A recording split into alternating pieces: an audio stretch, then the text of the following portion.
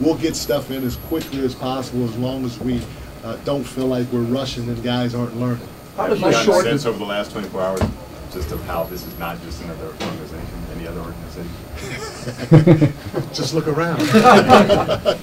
You know, Coach Messina, Anthony Messina, anybody here speak Italian? Like I'm practicing trying to roll my R's. I can't do it, but Coach Messina, coming from Italy, he was the first one upstairs. I was in my office getting ready for tomorrow's practice, and he goes, "Woo!" And I'm trying to figure out what he go woo for, maybe because he had a good conversation with Kobe or something like that. And he said, "Did you see all the cameras?" I said, "Welcome to the Lakers." So this is a little different, but obviously for us, for our players, it's exciting, and we feel like we'll be able to put a great brand of basketball out on the court. Mike, aside from Phil Jackson's accomplishments, which everybody knows, 11 times, he was an incredible spin guy. You know, stuff like this would happen, and we would ask him about it, and by the time he was done talking, we forgot what we asked him. Yes. And it was really remarkable how he kept pressure off of his team. I know you're a low-key guy. What's your approach to that, or my approach to keeping pressure off of your guys? I assume that you're not going to try to match Phil as an entertainer, but no, I can't. I don't know if I can match him. You know what? I do know that I do have a better glasses collection than he does. I'll put my paycheck to his old paycheck on that any day, for sure. But no, I'm just going to be myself. I don't even know Phil that well, so I can't do what he did or be who he is or who he was for this team. The only thing I know how to be is who I am, and I do feel like I'm a low-key guy. You know, obviously, it is my job in a leadership role to try to take as much pressure off of everybody else as possible, and that's what I get. That's what I get paid to do.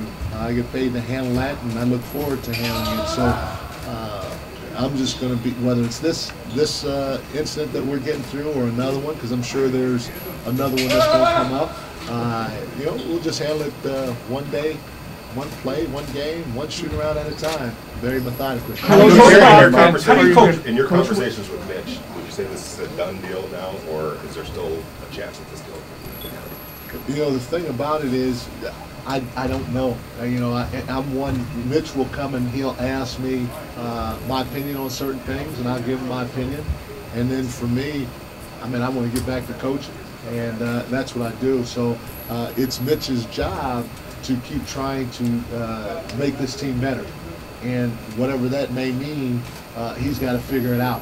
You know, and it's my job to coach these guys, but obviously I'll give input on whatever decisions that they'll have, and at the end of the day, they got to make it. So, did you envision in your head Chris Paul being here, and allow yourself that, like, okay, what's the team going to be like with him here? Did I envision it before I came here, or what? No, in the last 24 hours. Oh, did you start thinking about that?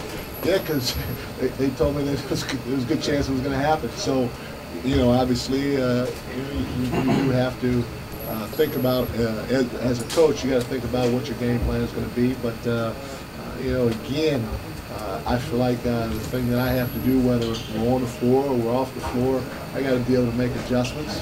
And I felt like I was ready to do that either way. Coach, Mike, how do you motivate two guys who their team has essentially said they want to send them elsewhere? How do you, if those guys stay here, how do you motivate them?